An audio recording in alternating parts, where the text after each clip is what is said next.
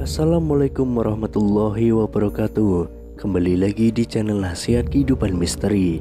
Pada video kali ini saya akan membahas tentang Nabi Adam turun di Sumatera. Berdasarkan penelusuran genetika memperkirakan Nabi Adam atau manusia modern hidup di bumi pada sekitar 230.000 sampai 581.000 tahun yang lalu. Dalam ilmu geologi, masa itu masuk era yang disebut sebagai Remainder Pleistocene. Dari sinilah didapatkan kalau Nabi Adam hidup di bumi dengan rentan waktu antara 1,7 juta sampai 10 juta tahun yang lalu. Ketika Nabi Adam dan Siti Hawa melanggar aturan Allah, maka dikeluarkanlah keduanya dari jannah. Ada banyak pendapat tentang di mana tempat Nabi Adam dan Hawa turun. Kita mulai dari pembahasan yang ringan dulu. Menurut berbagai kitab suci, sampai kini masyarakat dunia masih beranggapan kalau Nabi Adam diturunkan di wilayah Arab. Keyakinan ini bukan tanpa dasar. Menimbang berbagai agama telah lahir di dataran ini, dibuktikan banyak ada di sana.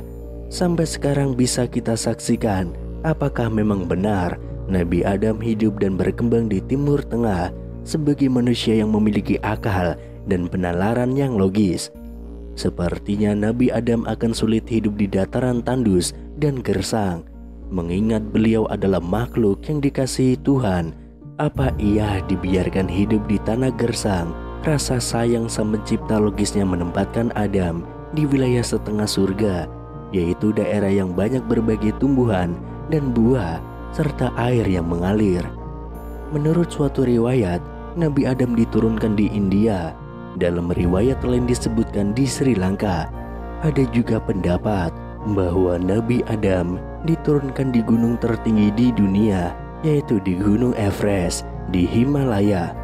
Mengenai hal ini karena dahulu kala memang belum ada negara India, Sri Lanka maupun Himalaya, maka kita sebut saja daerah pegunungan tertinggi di Asia. Sementara Hawa diturunkan di Jeddah, bagian dari kota Mekah yang sekarang menjadi Arab Saudi. Tapi ada juga yang menyebutkan Hawa diturunkan di tempat yang sekarang bernama Irak.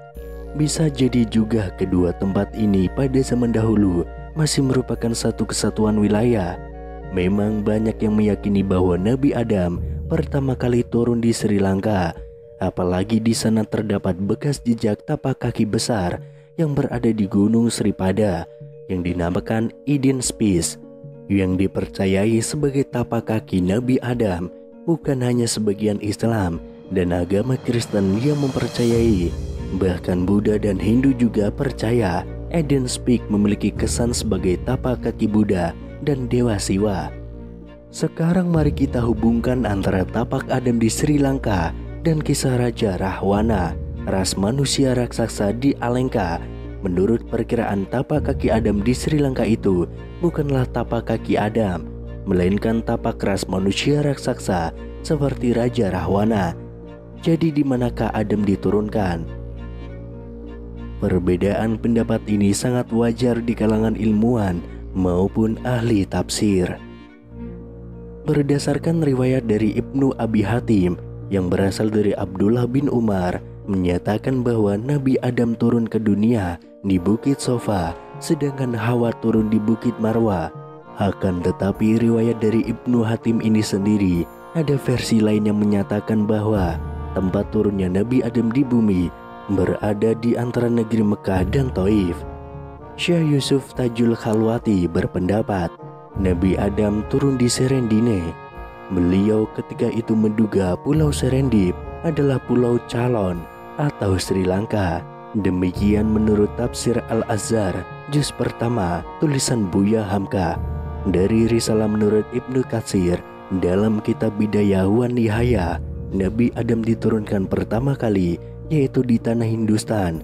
Begitu juga menurut riwayat Ibnu Akasir yang diperoleh dari Ibnu Abbas mengatakan bahwa Nabi Adam turun di Hindustan dan Hawa turun di Jeddah. Tidak hanya mereka berdua yang menyatakan kalau Nabi Adam turun di Hindustan. Ada beberapa lagi tafsir dari sumber-sumber yang dapat dipercaya kebenarannya, namun kurang dikenal masyarakat luas. Yang diperlukan adalah perubahan paradigma dan pandangan yang sedikit berbeda untuk bisa memahaminya.